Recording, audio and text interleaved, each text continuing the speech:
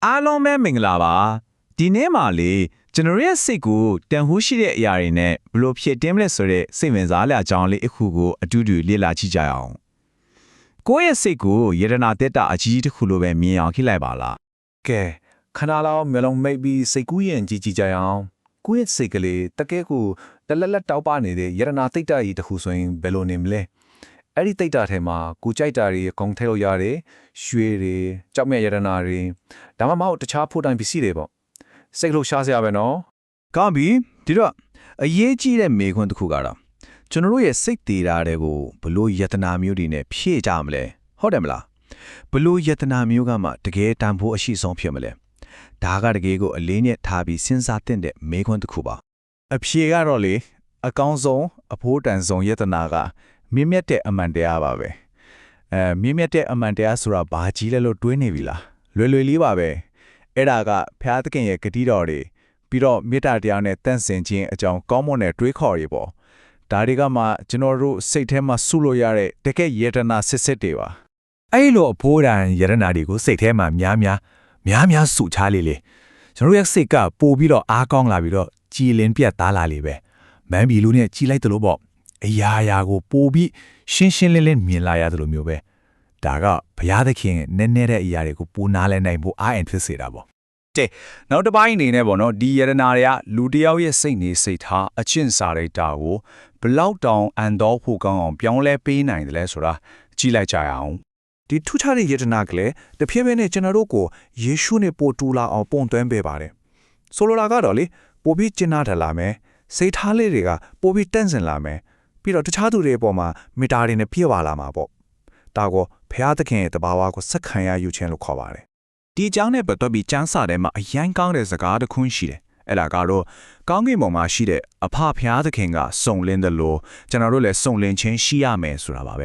ဒါကဘာကိုပြနေလဲဆိုတော့ဘုရားသခင်နဲ့တူအောင်ကြီးထွားဖို့ဆိုတာကတဘဝလုံးစ조사သွားရမယ်ခီးရှည်ကြီးတစ်ခုပါလားဆိုတာပါပဲဒါပေမဲ့လေခဏလေးစိတ်မပူပါနဲ့ဒါကချက်ချင်းကြီးတရက်နည်းနဲ့စုံလင်သွားရမယ်လို့ပြောတာမဟုတ်ပါဘူးဒါဟာခရီးတစ်ခုလိုပါပဲအခုကနေစပြီးထာဝရအထိတလန်းချင်းတိုးတက်ပြောင်းလဲသွားမဲ့ခရီးစဉ်တစ်ခုပဲဖြစ်ပါတယ်ကဲဒီလောက်တောင်တန်ဖိုးကြီးရဲ့ယတနာကိုစိတ်သေးတာထဲမှာပဲတောက်ခတင်ထားဖို့လားဟုတ်ပါဘူးဒီယတနာကကိုယ်ပတ်ဝန်းကျင်ကလူတိုင်းကိုဝင်ရဖို့ဖြစ်ပါတယ်အဲ့ဒီခါကျရင်သူ့အလင်းကပိုပြီးတော့တောက်ပလာအောင်ပါအဲ့ဒါဘလို့အလုပ်လုပ်လဲဆိုတာစကြည့်ကြအောင်ကိုမရှိရဲ့အလင်းကိုတခြားသူတွေကိုဘလို့မြောက်ဝေမလဲအဆင့်လဲတွေကတော့အချင်းချင်းလေးပါပဲနံပါတ်1မိမြတ်တဲ့အမှန်တရားဆိုတဲ့ယတနာတွေကိုအရင်စုပါနံပါတ်2အဲ့ဒီယတနာတွေကြောင့်ဘုရားသခင်မှာပျော်ရွှင်လာပါလိမ့်မယ်အဲ့ဒီခါကျရင်နံပါတ်3အဲ့ဒီပျော်ရွှင်မှုဆိုတဲ့အလင်းရောင်ကကိုယ့်စီကနေပဝန်းကျင်ကိုအလိုလိုပြန့်နှံ့သွားပါလိမ့်မယ်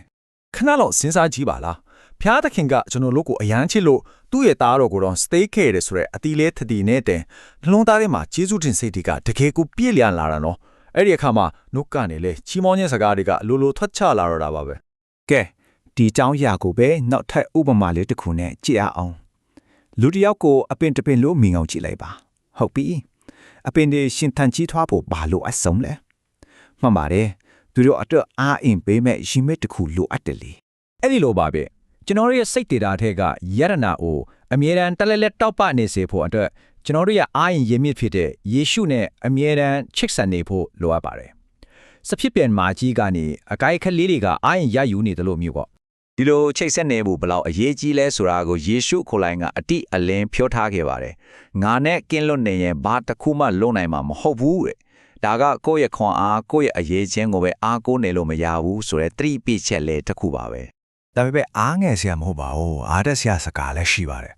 အဲ့ဒီစကားတဲ့နောက်မှာချက်ချင်းပဲဒီလိုဆက်ပြောထားတယ်ငါ၌ဒီတော့သူမူကများစွာသောအတီးကိုတီးတတ်၏တဲ့တွေ့လားချစ်ဆက်နေမယ်ဆိုရင်ရလာမယ်အန်တော်ကိုကောင်းတယ်ရလက်ကိုရှင်းလင်းပြောထားတာပါကောင်းတဲ့အတီးတီးတယ်ဆိုတာဘာကိုပြောတာလ